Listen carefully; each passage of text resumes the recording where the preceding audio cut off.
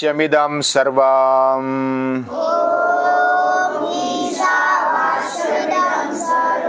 यत्किंच जगत्यां जगत् तेन त्यक्तेन भुञ्जीथाः मा गृधः कश्यश्विद्धनाम् मा गृधः कश्यश्विद्धनाम्।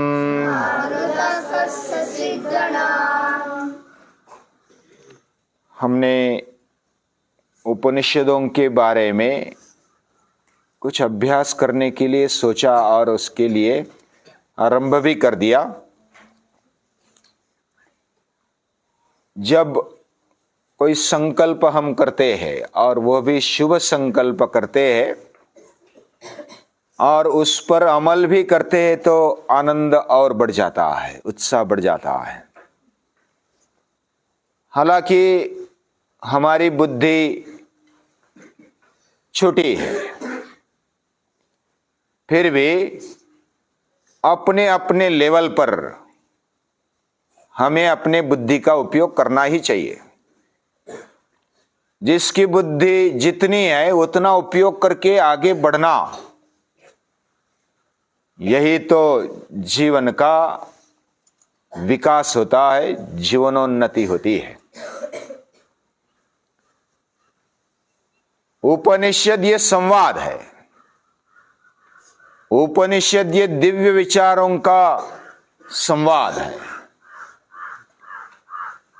अलग दृष्टिकोण देता है। उपनिषद अलग दृष्टिकोण देने पर भी वो बहुत ही न्यूट्रल रहती है, यानी स्पष्टता से बताती है और हमारे बुद्धि को चालना देती है, दृष्टिकोण देती है। जो भोगवादी है, हमने 3 दृष्टिकोण को देखा था। भोग जीवन को अपनाने का दृष्टिकोण ये पहला, दूसरा भाव जीवन, भाव दृष्टि, भोग दृष्टि, और तीसरी है दैवी दृष्टि। भोग जीवन जो जीते हैं वह पूरे सृष्टि को भोग्य समझते हैं। जैसे दुर्योधन सोचता था, यतो रत्न भुजा वयम, ये जो पूरे रत्न है ना, अलंकार है, रत्न है, जो भी धन संपत्ति है, वह सब भोगने के लिए हमारा जन्म, मेरा जन्म हुआ है। ऐसा मानने वाले, भोग दृष्टि वाले राक्षस होते हैं।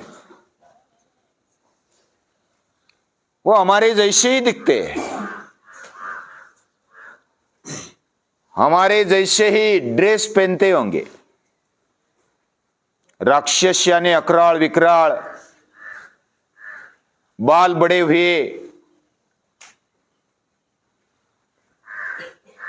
और बहुत ही भयंकर। लेकिन हमारे जैसे दिखने वाले भी अगर वृत्ति भोगवादी है तो वो राक्षस है, ये उपनिषद बताते हैं।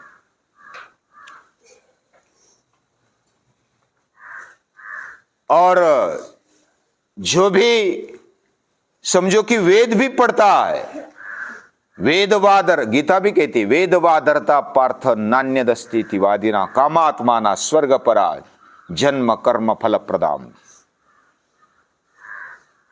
वेद पढ़ने वाले भी अगर कामना से, स्वार्थ की दृष्टि से वेद पढ़ते हैं तो वो राक्षस बन जाते हैं। वेदोपनिषद, गीता भी वैसे, कोई भी ग्रंथ अगर स्वार्थ की दृष्टि से पढ़ा जाए, उसको देखा जाए, तो वह पढ़ने वाला भी राक्षस बन सकता है, बनता है। अभी रावण वेदों का ज्ञाता था, अभ्यास बहुत था, स्वर दिए रावण ने वेदों को, फिर भी वो राक्षस है। यानी जो भी भागवत कथा करने वाले भी अगर स्वार्थ की दृष्टि से भागवत कथा करते तो वो भी राक्षस है, असुर है।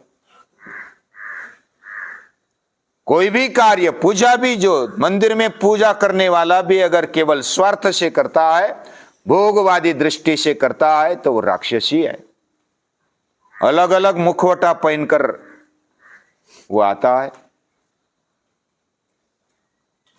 लेकिन इसको भी दृष्टि देने वाली ये उपनिषद माता है। जो भोगवादी है उसको विचार करने के लिए प्रेरित करती। जो उपनिषद पढ़ता है, भोगवादी होकर के भी उपनिषद पढ़ना चाहिए। हमारे जीवन में भी अगर ऐसा लगता है कि हम कुछ भोगी है, ज्यादा भोगी है, तो उपनिषद पढ़ना ही चाहिए। उपनिषद पढ़ने पर ईशावास्यमिदं सर्वम, ये भगवान से ढका हुआ है, ईश्वर से ढका हुआ ये पूरा विश्व, इदम सर्वम जगत, ये सभी जगत, पूरा विश्व ईश्वर से ढका हुआ है। मतलब चराचर में वो व्याप्त है। ये दृष्टि जब आ जाए तो मैं जो भोगता हूं वो मेरा नहीं है, ये भगवान का है, ईश्वर का है। ये बात जब पता चलेगी तो भोगते वक्त भी एक दृष्टि आ जाए कि ये मेरा नहीं है, और मेरा नहीं है ऐसा जब मानने लगेंगे तो कुछ विचार करने तो लगेंगे, कम से कम नैतिकता तो आ जाएगी।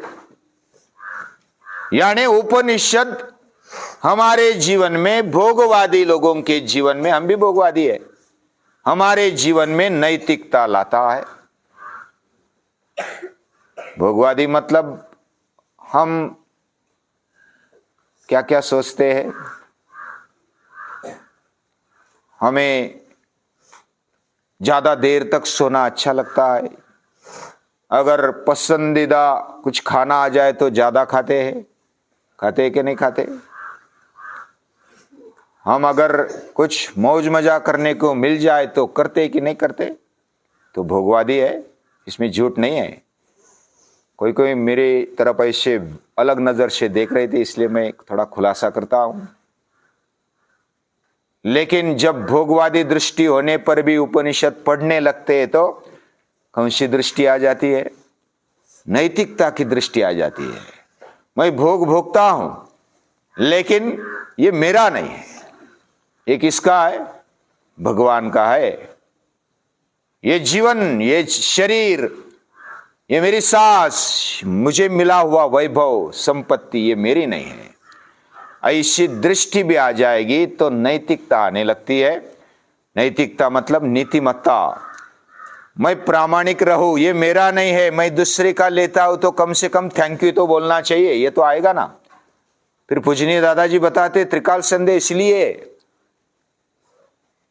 मुझे उठाने वाला, मुझे सुलाने वाला, मेरा खाया हुआ पचाने वाला कोई ना कोई है, और उसकी कृपा से मैं जीवन जीता हूं। डोळ्याने बघतो ध्वनी परिसतो, ईश्वराची दया, ईश्वर की दया पर हम जीते। ऐसी दृष्टि भी आ जाए तो कृतज्ञता आ जाती है, नैतिकता आ जाती है, नीतिमत्ता हमारे जीवन में आ जाती है, अलग अलग गुण हमारे में आने लगते हैं। उपनिषद ये हमें और एक अलग दृष्टि देता है।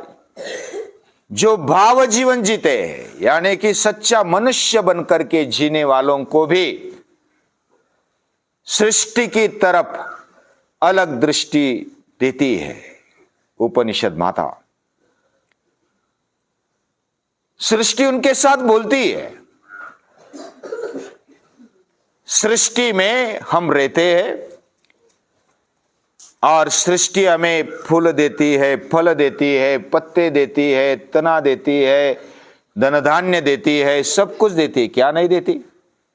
पानी देती है, हवा देती है। सृष्टि में सब कुछ है। ये सब देती है।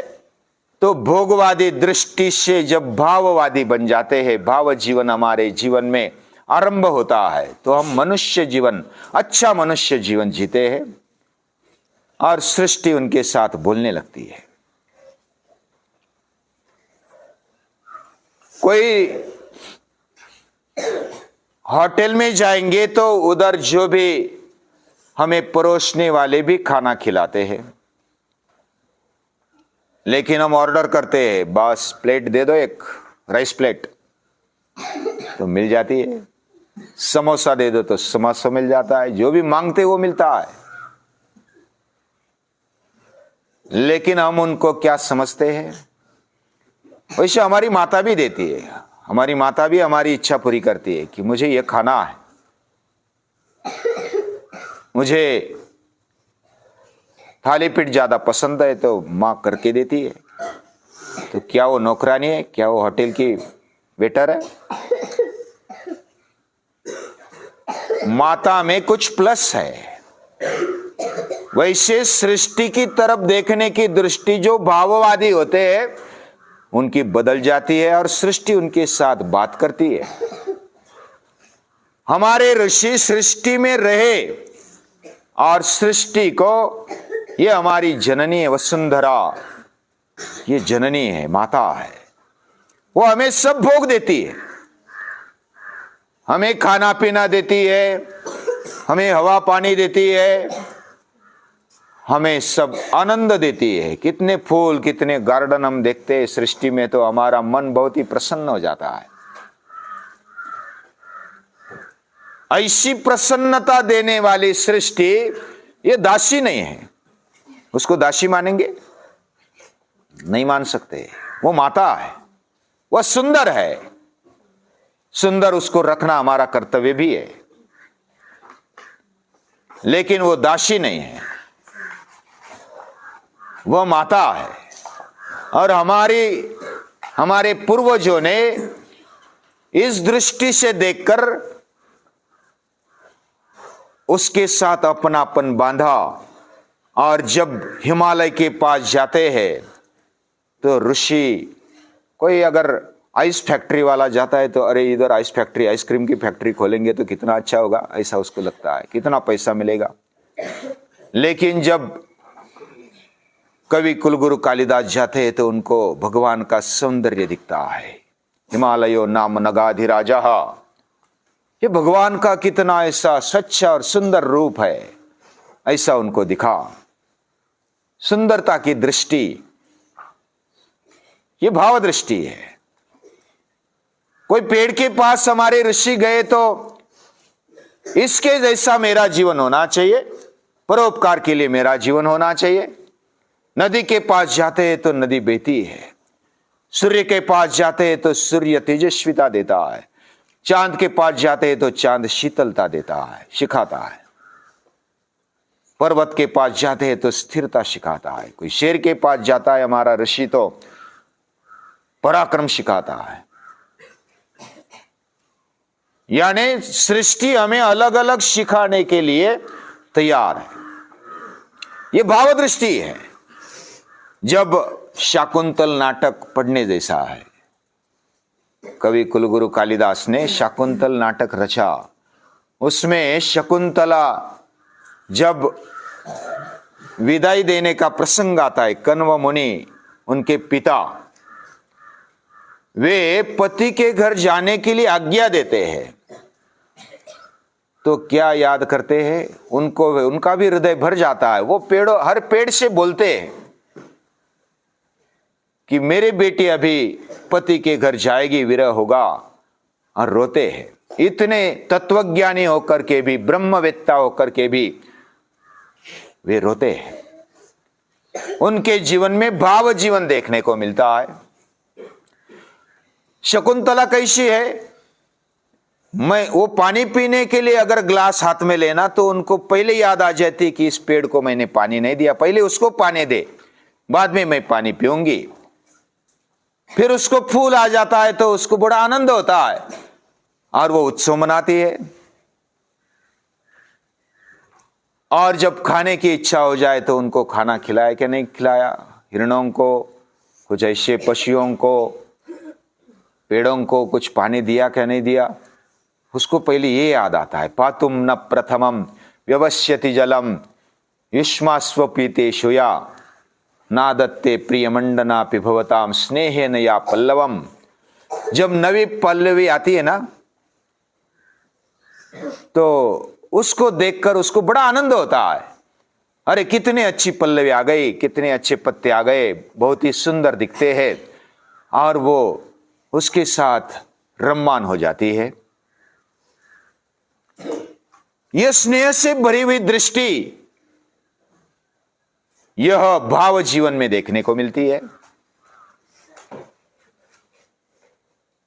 हमारा जीवन भाव जीवन है तो उसमें सृष्टि हमारे साथ बोलने लगती है। ये उपनिषद देती है, ये दृष्टि देने वाली उपनिषद माता है। जीवन में ये दृष्टि आ जाए।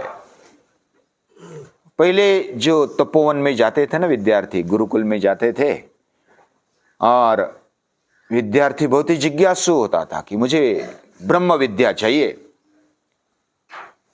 अभी ब्रह्म विद्या को ग्रहण करने वाला कितना बचपन से वो बहुत ही तेजस्वी होता है। ब्रह्म विद्या नाम सुनते ही हमें तो बस क्या होगा कैसे होगा पता नहीं होता, हम तो बस मानसिक रूप से बौद्धिक रूप से डर जाते। लेकिन जब ऋषि के पास ऐसे विद्यार्थी आते थे, और श्वेतकेतु आ गया, और श्वेतकेतु जब गुरु के पास आता है तो गुरु बोलते कि ये 5 गाय ले ले, और इसकी 1000 गाय हो जाए तब आ जाना। कितने कितने गाय देते हैं? 5 गाय, और इसकी 1000 तैयार करना। और वो किस लिए आता है श्वेतकेतु? मुझे ब्रह्म विद्या चाहिए। तो श्वेतकेतु चुपचाप वो गाय लेता है और निकल पड़ता है जंगल में। 12-12 साल तक 1000 गाय जब हो जाए ना तब आना है ना, और 1000 गाय होने के लिए 12 साल तो कम से कम लगेंगे। आज के विद्यार्थी क्या सोचेंगे? मैं तो ब्रह्म विद्या मांगने आया हूं, लेने आया हूं, आपके पास नहीं है तो बोल दो कि नहीं है, मैं जाता हूं, मैं जो मांगता हूं वो दे दो, ये क्या गाय लेकर जाओ और जाओ, 1000 गाय होने के बाद आना। तो विद्यार्थी भी बड़ी श्रद्धा से आते थे, और जो पूछता है ना कि मुझे ब्रह्म विद्या चाहिए, बाकी गाय को संभालने के लिए मैं नहीं आया हूं, तो उसकी लायकी भी नहीं है ब्रह्म विद्या पाने की। ब्रह्म विद्या ऐसी कोई वेदांत क्या पूछते? ब्रह्म विद्या क्या? हाँ, वो आगे आगे आएगा। उपनिषदों में यही तो विद्या है। हाँ, हर रोज बारीकी से सुना करो तो ब्रह्म विद्या क्या होती ये भी आगे समझ में आने लगेगा। लेकिन आपके मन में जिज्ञासा है तो मुझे भी आनंद होता है कि कोई भी नया शब्द आ गया तो ये क्या है समझ लो तो बड़ी अच्छी बात है। लेकिन हर रोज जब सातत्य से सुनेंगे, अखिलेश क्या? हाँ, जिज्ञासा। जिज्ञासा मतलब जानने की इच्छा, ज्ञातुम इच्छा, जिज्ञासा। इसलिए संस्कृत का भी अभ्यास मन लगा कर लो। शंभू क्या पूछता है? पल्लवी यानी पत्ते। हाँ, पत्तों का गुच्छ, ये पल्लवी। जो पेड़ों को पल्लवी यानी पत्ते आते हैं नए नए, कितने कोमल और रंगी बिरंगी चमकीले दिखते हैं। लेकिन आप ध्यान से सुनते हैं, मुझे भी बहुत आनंद होता है। अभी क्या विषय चल रहा था? श्वेतकेतु को 5 गाय दे दी और वह सचमुच निकल जाता है। 12 साल के बाद वो क्या क्या सृष्टि में गया, जंगल में गया, नदी को देखता है, नदी से सीखता है। ये प्रवाह जीवन है, प्रवाहित जीवन होना चाहिए, निर्मल जीवन होना चाहिए। नदी के जैसे परोपकार की दृष्टि हमारे जीवन में आनी चाहिए। वृक्ष जैसा जीवन हमें जीना चाहिए। पर्वत जैसी स्थिरता होनी चाहिए। सूर्य जैसा तेजस्वी जीवन होना चाहिए। ऐसा सीख सीख कर श्वेत केतु आते हैं 12 साल के बाद, फिर 12 साल के बाद तत्वमसि श्वेत केतु हो, और फिर अहम ब्रह्मास्मि, यानी तत्वमसि श्वेत, तू ही वही तत्व है। और फिर श्वेत केतु बोलता है अहम ब्रह्मास्मि, मैं ब्रह्म हूं। ये तो बस शॉर्टकट में मैंने कहानी बता दी, लेकिन आगे एक एक उपनिषद हम लेंगे तो कहानी आएगी, वो कहानी को भी हम देखेंगे। लेकिन हमारे जीवन में सृष्टि हमारे साथ बोलने लगती है। जब भोग जीवन से भाव जीवन स्टार्ट होता है, आरंभ होता है, तो सृष्टि हमारे साथ बातें करने लगती है। ये बड़ी अच्छी बात है। हम भी सृष्टि में रहते हैं, हमारे साथ भी सृष्टि बोलती है, लेकिन वह दृष्टि होनी चाहिए। तो उपनिषद ये दृष्टि देता है, ये भगवान का है, भगवान से व्याप्त है, भरा हुआ है, भगवान का है और भगवान से भरा हुआ है। और हम भी सृष्टि के एक भाग गए तो हम में भी भगवान है। ऐसे भगवान को पूरे व्यापकता से देखते हुए उसको मन से, दिल से नमस्कार करते हैं।